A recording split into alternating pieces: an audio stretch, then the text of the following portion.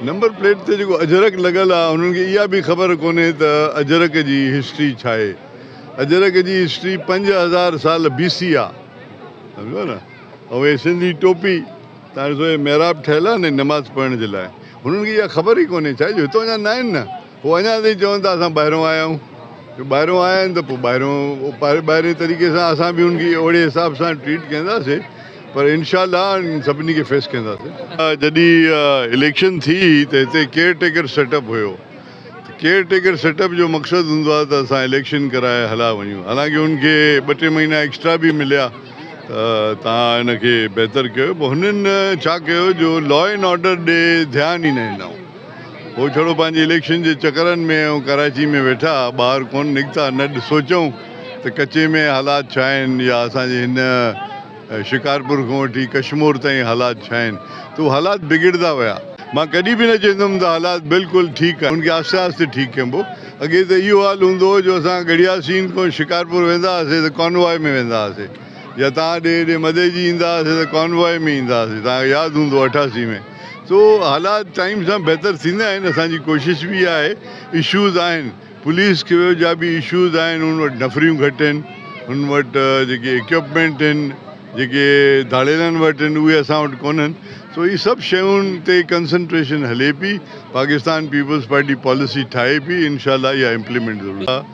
त हिते पहिरियों जहिड़ो जेको थियो उहो जुणेजनि जो ऐं कलोड़नि जो थियो।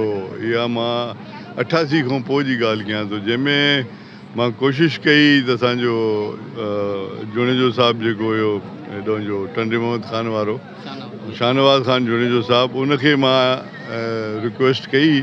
उहो पाण हिते आयो, हिते लाड़काणे में वेही उन हिते हिन जा फ़ैसिला वैसिला कया, उनखे वरी जुणेजा पाण में अटकिया। ठीकु आहे न। त ॻाल्हि इहा आहे त हिते कुझु माण्हू अहिड़ा आहिनि जंहिंजी ज़ाती इंट्रस्ट आहे त इहे इशूज़ पिया हलनि त जीअं माण्हू परेशान थियनि।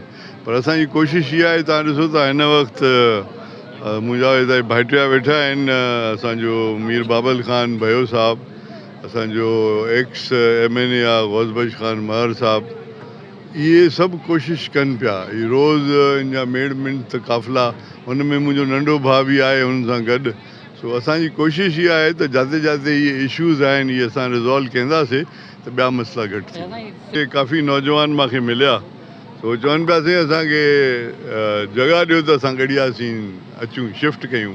इन करे जो असांखे हिते तव्हां ॾे आसिरो आहे। आसिरो अलाह साईं में हूंदो आहे, ॿियो पाकिस्तान पीपल्स पार्टी जेकी पॉलिसी आहे उन में आसिरो हूंदो आहे। त जॾहिं बि पीपल्स पार्टी ईंदी आहे ऐं मोहतरमा शहीद जी पॉलिसी हूंदी त हर ग़रीब जे घर में चुल्हो ॿारिणो आहे। ऐं चुल्हा ॿारियासीं असां, ईअं न आहे त अॻो असां थोरो ॻाल्हियूं था कयूं।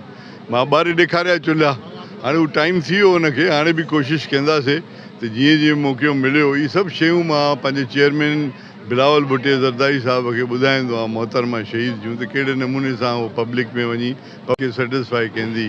सो इनशाअल्लाह कोशिशि इहा आहे त जॾहिं बि हाणे नौकिरियूं ईंदियूं उते ॾींदासीं, तव्हांखे ॾेखारे ॾींदासीं।